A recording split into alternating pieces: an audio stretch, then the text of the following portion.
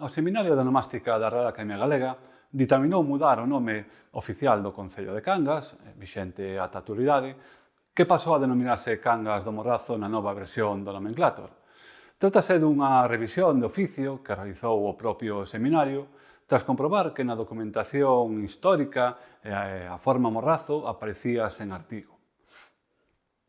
Cangas foi o nome oficial con que figurou en todos os censos de poboación e tamén nos nomencladores oficiais dende que foi constituído o Concello no ano 1837. Porén, a forma composta Cangas de Morrazo goza de forte presenza, especialmente con artigo nos usos orais da poboación e nos textos escritos.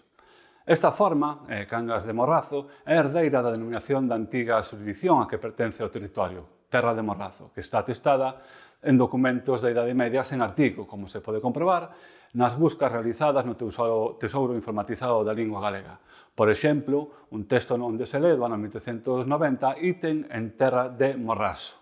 Con anterioridade, o topónimo Morrazo aparece mencionado en documentos do século XIII e XIV, tamén sen artigo. Por exemplo, igrexas que son en Morrazo de Meirá ata Pontevedra, 1299.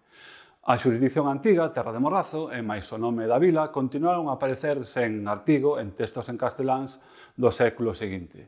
Nos poucos textos que temos na nosa lingua, antes do século XIX, tamén documentamos a forma sen artigo. Por exemplo, no coloquio en 1200 coplas gallegas de Martín Sarmiento, cítase até 6 veces o topónimo Morrazo, todas elas sen artigo.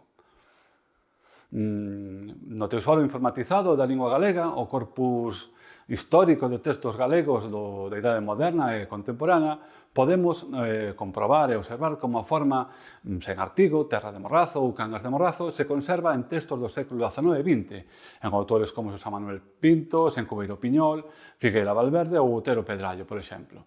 Porén, a forma con artigo comeza a ser maioritaria a comezos do século XIX. No Seminario de Onomástica da Real Academia Galega considera que o artigo é unha innovación que operou en castelán a finais do século XIX e que desta lingua se estendeu ao galego. Por este motivo e polas aceptacións que acabamos de relatar, ditaminamos que, por unanimidade, que o Concello debía chamarse Cangas de Morrazo e restituir a forma tradicional do nome desta vila, da parroquia e do Concello.